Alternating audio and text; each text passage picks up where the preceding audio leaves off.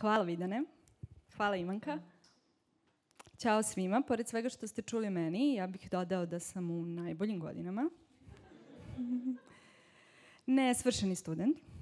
I ne verujte svojim ušima, ja sam muškarac. Ženski glas koji čujete je zapravo tumač za znakovni jezik, koja nije mogla da promeni svoj glas za ovu prezentaciju, a tu je da nam pomogne da se razumemo. Moj zadatak večeras je da vam približim svet gluvih osoba, naš svet.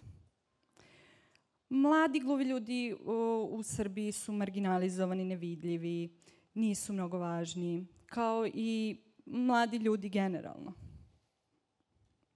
Glavni razlog je što je srpski znakovni jezik u Srbiji ilegala bio i što od 1583. godine do danas se prenosi sa generacije na generacije. Nažalost, medicinski radnici, lekari, defektolozi žele da nas poprave, žele da poprave naš sluh. Ono što mi zahtevamo i želimo jeste da zapravo poštuju naš jezik. Jer mladi gluvi ljudi mogu sve, apsolutno što mogu i čujući ljudi.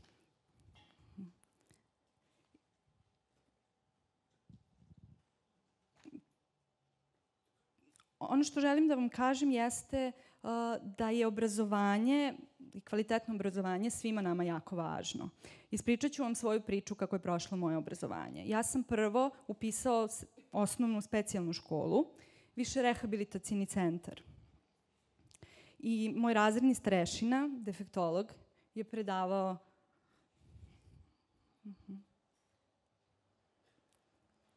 srpski, matematiku, hemiju. Jedan profesor. I to na srpskom jeziku, ne na znakovnom. Ja bih voljela prosto da podelim s vama, da vam postavim jedno pitanje, kako biste se vi osjećali, da li biste nešto naučili kada bi novo gradivo morali da savladate na arapskom jeziku.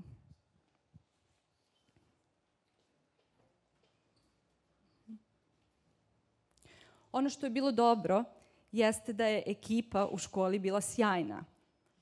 Svi moji drugari su govorili znakovni jezik i to su moji drugari koji će biti sa mnom do kraja života.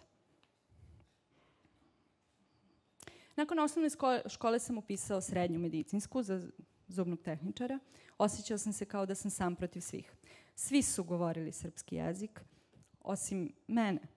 Sedeo sam u prvoj klupi i pokušavao da pratim nastavnika i da čitam sa usana, ali nastavnici šetaju po učionici i to nije bilo moguće. Od svojih drugara sam prepisivao beleške i tako 4 godine.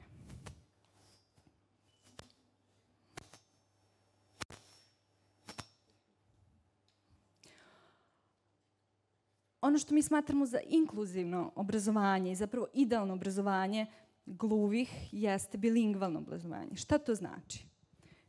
Obrazovanje na znakovnom jeziku i na pisanom govornom jeziku. Ukoliko imamo đake koji su i gluvi i koji čuju, predavanje treba da bude na znakovnom jeziku i na srpskom pisanom jeziku. Svi čujući đaci treba da znaju znakovni jezik kako bismo prosto mogli da komuniciramo. Do sada se još uvek znakovni jezik i srpski znakovni jezik nije dokumentovao kod nas, te ga je nemoguće učiti iz učila. To je ono što ja radim. Promovišem znakovni jezik. Pojavljujem se na raznim događajima i pričam šta je srpski znakovni jezik, koliko je bogatstvo znakovnog jezika. Postoje mnogi predrasudi da gluve osobe su zapravo intelektualno nedovoljno razvijene, da zato koriste znakovni jezik. Jako je važno da priznamo i poštujemo kulturu gluvih kao što poštujemo i našu kulturu.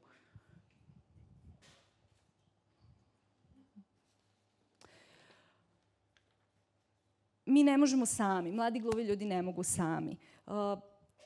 I u ovom prilikom tražim i podršku od vas da nam pomognete, da zajedno promovišemo, jer gluvi ljudi mogu apsolutno sve što mogu i čujući.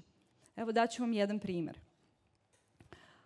Za vreme ovih poslednjih izbora, tumače ste mogli da vidite u medijima u ovom predizbornom programu, to su čujući tumači i ja sam bio jedan od njih. Iako ne čujem. To sam radio tako što sam imao tumača, relej tumača i njegov prevod sam lektorisao u kameru. To je apsolutno bilo prihvatljivo i cool, zar ne? Hvala vam.